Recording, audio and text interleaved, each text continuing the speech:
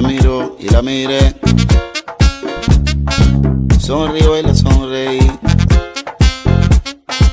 y yo la invité a bailar, y ella me dijo que sí.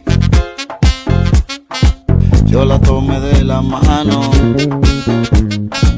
y me la llevé a la pista, y allí fue que me di cuenta que ella era tan bonita.